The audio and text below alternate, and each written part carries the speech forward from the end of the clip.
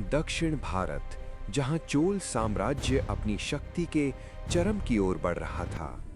लेकिन हर साम्राज्य की कहानी में एक ऐसा अध्याय होता है जो उसे महान भी बनाता है और परखता भी है। ये कहानी है परांतक चोल प्रथम की। 907 ईस्वी जब उन्होंने चोल सिंहासन संभाला, उनकी आंखों में सिर्फ एक लक्ष्य था, विस्तार। उन्होंने पांड्य राज्य को चुनौती दी, भीषण युद्ध हुआ और मदुरई चोल ध्वज के अधीन आ गया। उन्हें कहा गया मदुरई कोंडा, मदुरई का विजेता। लेकिन ये तो बस शुरुआत थी। उनके शासन में चोल साम्राज्य उत्तर और दक्षिण दोनों दिशाओं में फैला।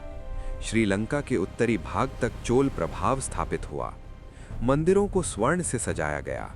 चिदंबरम के नटराज मंदिर की छत कहा जाता है उन्होंने सोने से मढ़वाई।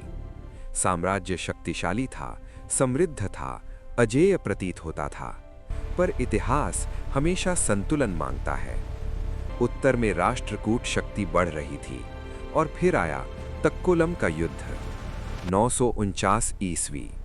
ये सिर्फ एक युद्ध नहीं था, ये चोलों के भविष्य की परीक्षा थी। युद्ध भूमि में उनके पुत्र राजादित्य वीरगति को प्राप्त हुए। चोल सेना को पीछे हटना पड़ा।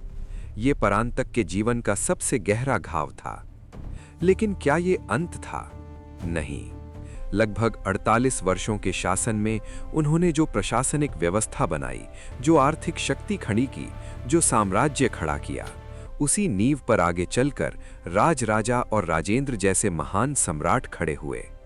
परांतक चोल प्रथम सिर्फ एक विजेता नहीं थे, वो शासक थे जिन्होंने चोल साम्राज्य को ऊंचाई दी और उसे कठिनाइयों में भी टिके रहना सिखाया। क्योंकि इतिहास में अमर वही होता है जो केवल जीत नहीं, एक विरासत छोड़ जाता है।